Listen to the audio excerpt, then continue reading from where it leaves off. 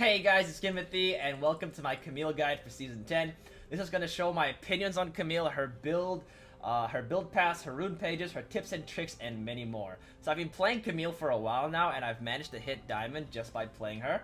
I think she's a super fun champion with a lot of mobility, high skill ceiling and outplay potential, and she's pretty much a late game monster. Once she gets a few items, you can just really get rolling. I actually do stream on Twitch, so if you guys do like this video, you guys know where to find me. So in these next couple of clips, you're going to see how strong Camille can be once she gets a couple of items and reaches late game. So obviously the pros is that she's a super scaling monster, she's super mobile, her outplay potential is really high, and once you do outplay someone, it feels really good. She can one-shot 80 carries. The cons about Camille in general is that if she's behind early, it's really hard to catch up, and eventually if they keep punishing you for being behind, you're pretty useless. And because of that, she actually needs a lot of items to be relevant. So Camille's mainly played in the top lane, and then mid lane, and then lastly, but not as seen often, in the jungle. So I don't play much jungle, I'm a top lane main, so I'm going to be speaking through that perspective, but the build pass, the rune pages still can apply to Camille in general. So before we get further into the video, I want to talk about Camille's abilities. Her passive is called Adaptive Defenses, where it gives you a 20% max health shield, physical or magical, depending on the enemy. It's triggered by auto attacks and Camille's Q, which is Precision Protocol. It's basically an auto reset, and it gives you 2 of them, where the second part, indicated by that sharp sound, will convert a percentage of it into true damage, basically. So showing you again, the sound is right here. And then the percentage true damage it gains will actually increase the more ranks you put into it. The W is called Tactical Sweep, where the outer range right here actually gives you a healing depending on the enemy's max HP, and also slows them. Now, Camille's E is called Hook Shot, and pretty much it gives you 2 dashes. There's 2 parts to it. The first dash will just give you a standard dash. Then the second dash can either give you an extended range depending on if it's towards an enemy champion. If it actually hits them, it'll gain, you will gain attack speed, and you will also stun the enemy. If not, you will just do a standard shorter dash. Her ultimate is called, I think it's called it's called the Ultimatum. And pretty much it allows you to dodge incoming abilities for a split second, and also locks the enemies up. However, if you actually leave the ultimatum, it actually breaks the chains. So let's say if Lee Sin kicked you, it would pretty much break. How you use this ultimate pretty much determines how much outplay you can do. You could dodge a lot of ultimates such as Karthus R with this ability, and incoming skill shots. In other ways, you pretty much use it as a lockdown ability. Alright, so let's talk about skill path, okay? In every matchup, you're most likely going to be leveling and maxing either Q or E first. If you're brawling a lot, you can go ahead and max Q, but if you need to catch up and need to stick to your target, you can always max E. You should always note that the E actually has a attack speed scaling ratio, so the more points you put into it, and if you hit it, you will get an attack speed steroid, whereas Q will give a higher percentage of true damage. This could be the way that just I play Camille, right? But I actually max my E and Q first. So that being said, I will take a point into R at level 6, and then I won't max it until I've maxed my Q and E. So let's say I've maxed my Q, I would go ahead and max my E second, take a point into W, and then finally I would max my R. This is because the duration of the lockup does increase, yes, and the cooldown does go down. But the thing is, the E steroid that it gives me is actually much nicer, that I feel. So the attack speed is nicer, the cooldown is shorter, and the damage has gone up. That's why I feel like maxing Q and E is much better than maxing R, but this is all up to personal playstyle. Oh, another side note is that you can actually put another point into W, or a few points into it, early in the laning phase if you're really getting poked out and you need to poke down the enemy. But I feel that in most general matchups, you will either max Q or E, and it's going to be good enough. Okay, so now we're going to talk about the rune pages that you want to take on Camille. Now, let me start off by showing you the most standard Camille rune page you will want to go in general, which is Conqueror, Triumph, Alacrity, Last Stand, and then Free Boots and Biscuits.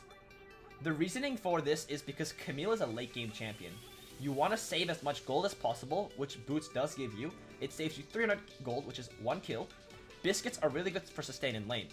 The secondary, you can either go this page, or you can actually go a resolve page by going shield bash and bone plating. This is in matchups where it would be a lot harder, and you need to survive with your shield bash and obviously bone plating.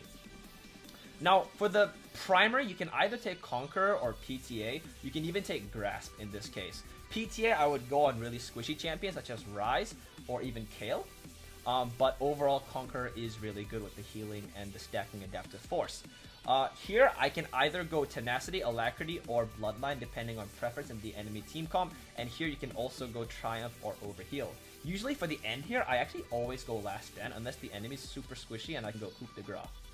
So another rune page you can actually go is the Grasp rune page, which is going to be Grasp, either Shield Bash or Demolish, Bone Plating, and Revitalize for the extra healing. Secondary, you'll want to go Last Stand as usual, unless you have a squishy for Coup de Grace, and then one of these three depending on your preference and the matchups. Over here, I go Attack Speed, AD, and Armor, but you can actually go AD Armor if you're really comfortable with her Attack Speed animations. But if you're not used to it yet, you can actually take the Attack Speed to help you last hit during game. Now, there are a lot of other Camille builds, such as Arcane Comet, Omni Stone, but I wouldn't really go any of those in my ranked games. There's another, like, lesser known, and it's the Hail of Blades Camille. You can actually go that if you're playing into really squishy matchups. Not bruisers, I would say, but if you do this build into any squishy, really, you just get so many auto attacks off. But I usually don't go Hail of Blades unless I'm going mid to a super squishy, but in general, I would recommend sticking with Grasp, PTA, and best of all, Conqueror. So let's talk about the itemization for Camille. So everyone knows that Camille is a Trinity and Tiamat user. That's pretty much about it. So, but the way she is different is that she's really versatile in what she can build. As you guys know, her core in most games is going to be Trinity Force and Hydra. So these two items are really good with her, especially the Q. True damage with Trinity is really nice, and her lifesteal is really insane with the new Ravenous Hydra. But the way you go about getting to these items is really up to you. If you need to shove the wave more, you can build Tiamat first and then finish off your Trinity, or in matchups where you don't need to shove or wave clear as hard, you can actually max Trinity first, followed by Hydra. How you get there is completely up to you. If you want to roam and go shove and invade the enemy jungler, or you want to roam mid, by all means, go ahead and build Tiamat first, but it really depends on the matchup in general. After this, you want to finish off your boots, whether it be Merc Treads or Tab Eyes. Then thirdly, you want to go in general, for a general Camille guide, I would say go Sterix after you finish your 3 items. So Sterix is a really nice overall item where it gives you a lot of health, good AD, and after this you can either choose how you want to build. So if you need more MR, you can build a Spirit Visage or Adaptive Helm. If you need armor, you could get Randuin, you could get GA. But I'm going to show you what a typical endgame Camille build would look like. So which is going to be boots, followed by these 3 core items, GA, and let's say the new Death Dance because it gives both MR and armor. Hey guys, what's up, and welcome to the tips and tricks part of this video. So hopefully some of these tricks can actually help you. Some are common, some are less common, but we'll get right into it. The first thing I'm going to talk about is the animation cancel for her Q into her W. So pretty much you can actually cancel the animation of your Q while also casting W. So your Q will actually give you a movement speed increase, and by casting W, as soon as you land your Q, you can actually cancel the animation of your Q. So I'm going to show you guys right now. Just like that. That way you can actually keep moving, land your Qs, and also get a W or any other ability off. Okay, so the next part of the tips and tricks is going to be the different ways you can actually use her E. Everyone knows Camille's E is a two-part ability. The one is the first dash, the second one is an extended dash to an enemy champion. This is actually a good way of detecting enemies from the fog of war. So let's say an enemy was in the Baron pit but you have no vision of it. This way, you could actually see if an enemy is on Baron by holding E over the wall. you can see the indicator here shows the enemy there. This can also show more than one enemy. So let's say if 2 people are there, you can cast E and know that 2 enemies are there, or however more. This is a really good way of checking who's in the fog of war without getting yourself into too much danger. The ways that you can use E varies a lot depending on how you want to play. You can cast your W while using E. So let's say I wanted to land a guaranteed E on this enemy right here. I could E1, W to him, and then cast my E2. That way, the slow would make it easier for my second E to land, giving me the attack speed steroid, the damage, and the stun. Take note that the W can be pretty much casted every time, so the way you cast W, it's up to you, but it's pretty rough mechanic, but it gets, you can get used to it over time. If the enemy's a bit further away, such as here, and you want to catch up to them, but you don't have flash available. So what you can do is you can actually E to this wall and W. That way, as they're running away, they will actually get hit by the W, which can lead into an easy R to lock them up, and for your team to come help you finish them up. Next, I'm going to be showing you the standard Camille E, E, then flash. So it'll be E1, E2, followed by a flash. It's to get enemies by surprise, and to extend the reach of her E. If I E toward this wall and I would jump towards them, I would not have enough area or reach to hit them. But if I were to E the same spot, and mid-air jump and flash, I would guarantee a hit, a stun, and the attack speed steroid. However, there is another mechanic that you can use with this, in case it is too far. Alright guys, for my last Camille trick, I think this is the coolest one so far, and it's similar to the EE flash, except this one will be an E1 flash followed by an E2. If you guys can see, if I wanted to hit this enemy, and I saw him in the river, but I'm over here, he's pathing up this way and I can't get to him straight away. I'm gonna E to this wall, and if I do my second E, it doesn't get enough reach. Even if I were to say here, and I would do an E and flash, I would not be able to get to him. However, the mechanic of E1ing, flashing first, and then doing a second E extends the range to its maximum. So I'm gonna E1, flash, and second E. This way, you can guarantee the maximum range for your E. However, this I would say is the hardest Camille mechanic to pull off, because you are going to need a quick time to actually reactivate your second E. If I were to E here and flash, I would have no more jump.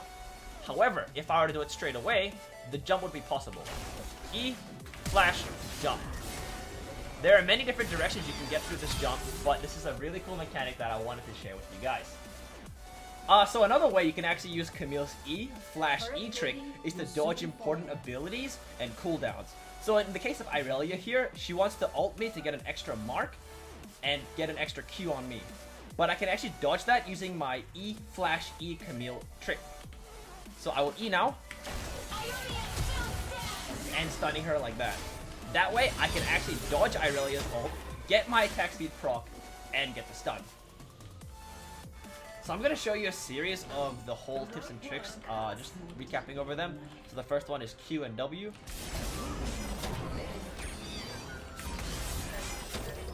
The next one being E and W,